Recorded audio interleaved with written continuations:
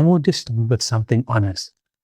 I've gotten it wrong, not in a small way, in the kind of way where you look back a couple of years later and realize the thing you thought was leadership was actually just control, dressed up and in a language that sounded right.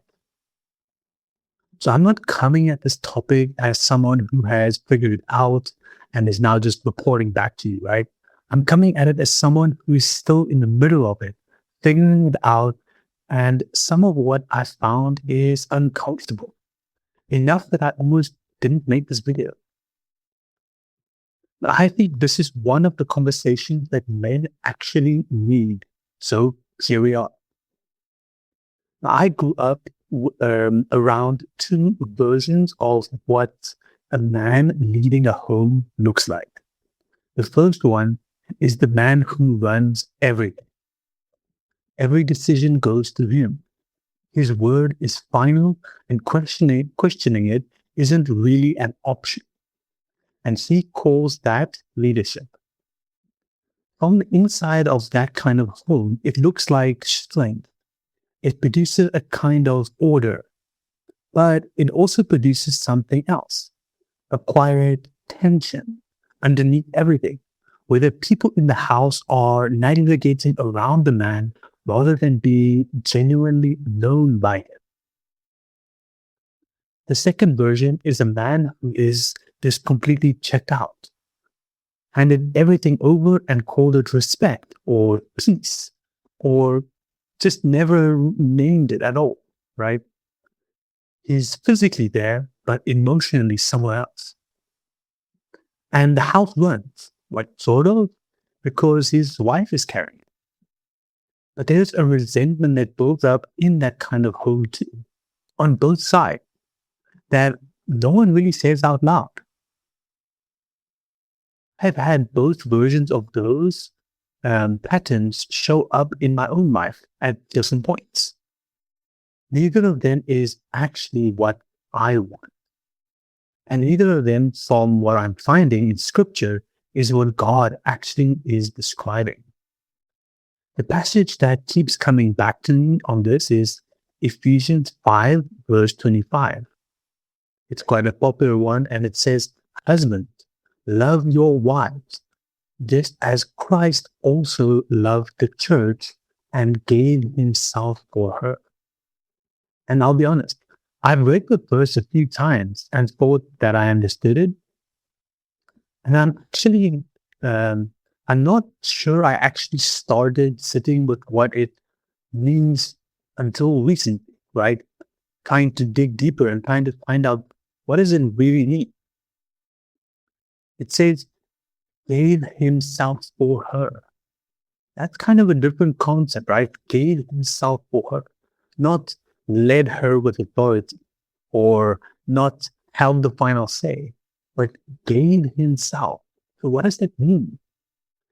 The way I'm starting to understand it, and I want to be careful here because I'm not like a theologian, and I don't want to overextend about what I actually know.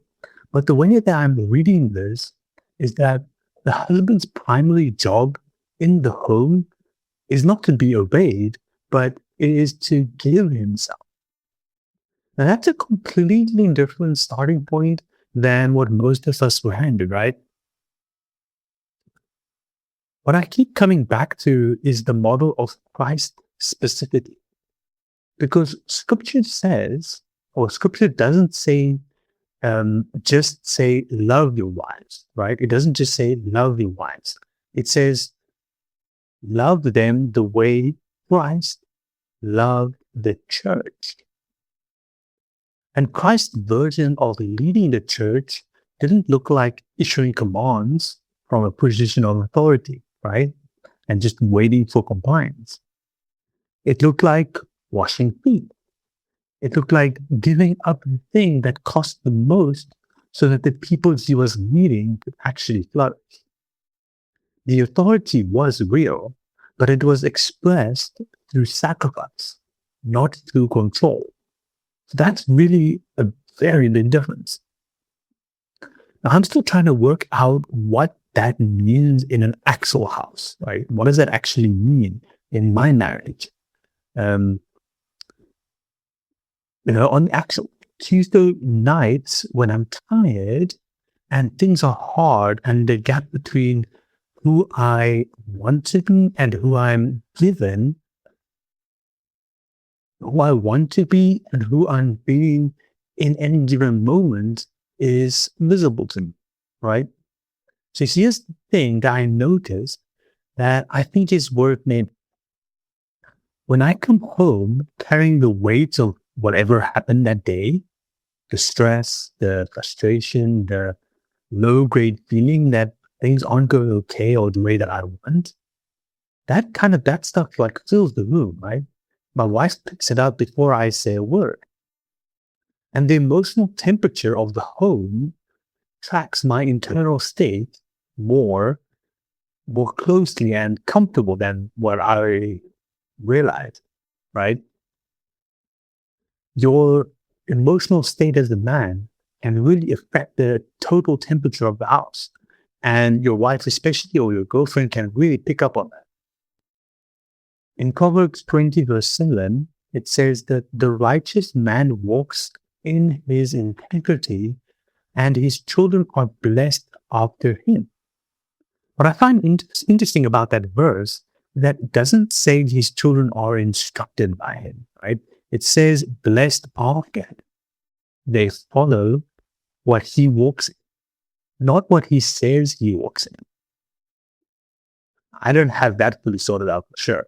I'm still learning what it actually looks like to carry whatever's happening internally without letting it out, letting it spill onto people in my home in ways that they didn't deserve. Right? It's a real, the message of stoicism is very important in a man, and it gets expressed in your home when everyone can feel. But I think it starts with recognizing your presence in the home, just your actual presence, your mood, your steadiness, or your lack thereof, doing more than you might realize.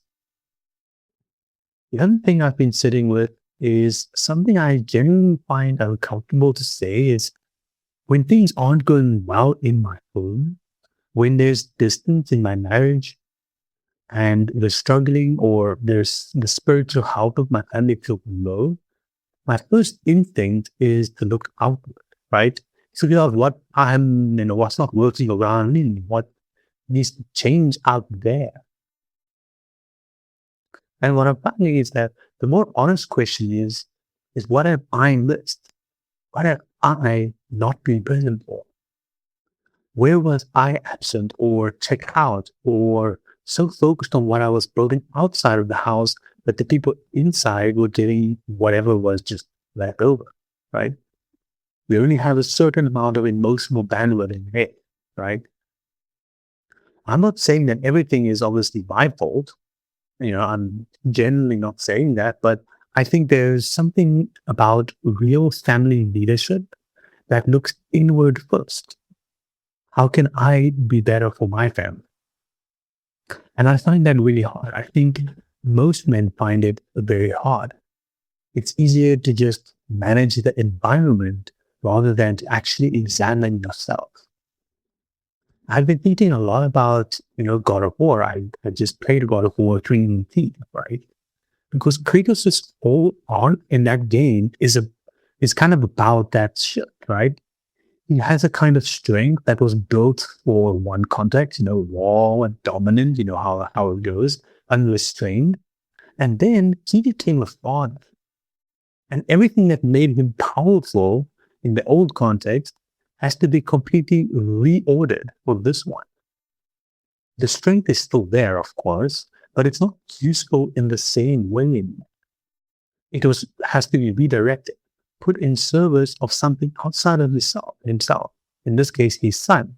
And the whole story is about how hard that transition actually is, but also how necessary it is for him and for his son and for his future partners, right?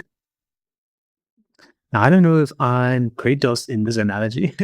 I'm probably somewhere much earlier in the journey than that.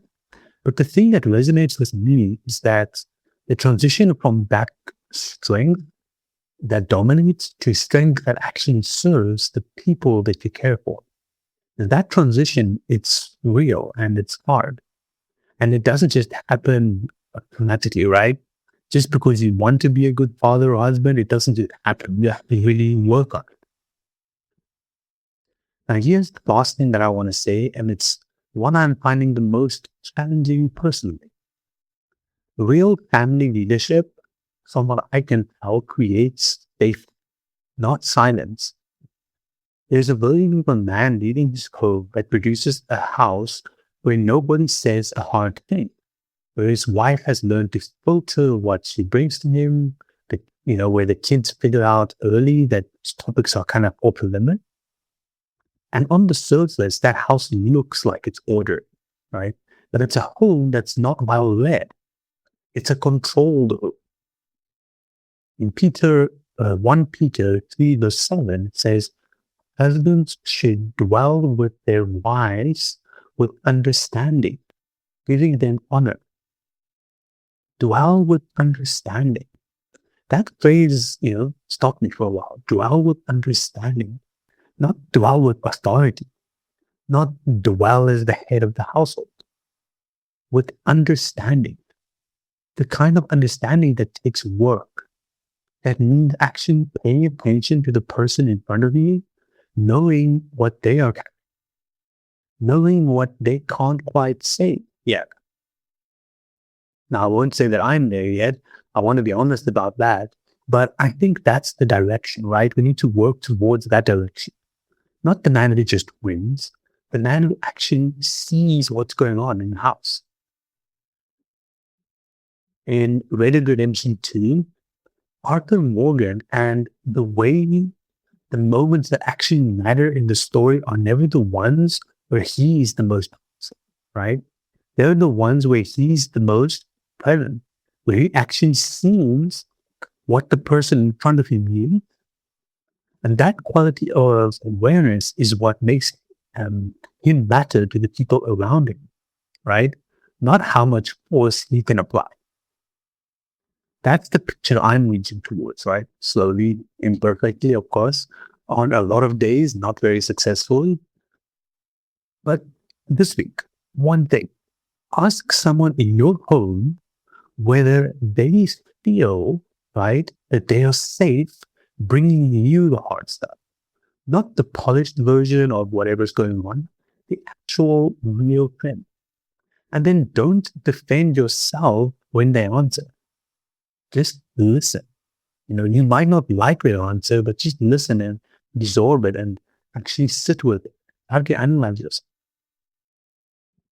That one question done honestly will tell you more about where you actually are than anything else that you could really do.